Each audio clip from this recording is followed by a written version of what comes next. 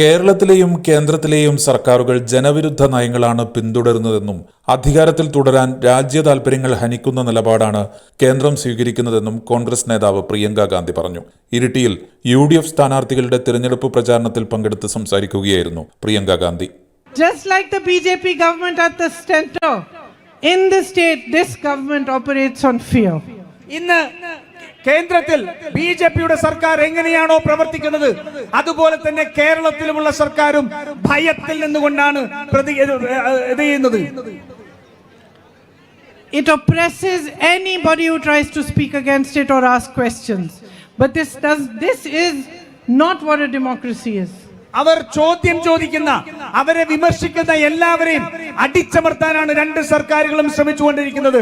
ഒരു ജനാധിപത്യത്തിൽ അങ്ങനെയല്ല ഒരു ഭരണകൂടം പ്രവർത്തിക്കേണ്ടത്. A healthy democracy must encourage questioning. It must encourage protest. It must encourage expression. ഒരു ആരോഗ്യകരമായ ഭരണ സംവിധാനത്തിൽ, ജനാധിപത്യത്തിൽ വിമർശനങ്ങളെ എൻകറേജ് ചെയ്യണം, വിമർശനങ്ങളെ പ്രോത്സാഹിപ്പിക്കണം, അതുപോലെ തന്നെ ചോദ്യങ്ങളെ പ്രോത്സാഹിപ്പിക്കണം, പ്രതിഷേധങ്ങളെ സഹാനുഭൂതിയോടുകൂടി കാണണം.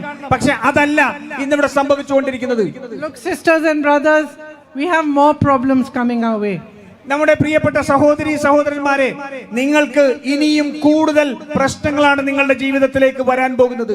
കേരളം ഭരിക്കുന്നത് വ്യക്തമായ കാഴ്ചപ്പാടില്ലാത്ത സർക്കാരാണെന്നും കർഷകരുടെയോ സാധാരണക്കാരുടെയോ ക്ഷേമത്തിന് പദ്ധതികളൊന്നുമില്ലെന്നും പ്രിയങ്ക പറഞ്ഞു. കേന്ദ്രത്തിലെയും കേരളത്തിലെയും സർക്കാരുകൾക്കെതിരെ ഉയരുന്ന എതിർ ശബ്ദങ്ങളെ അടിച്ചമർത്താനാണ് ശ്രമിക്കുന്നതെന്നും പ്രിയങ്ക ഗാന്ധി പറഞ്ഞു.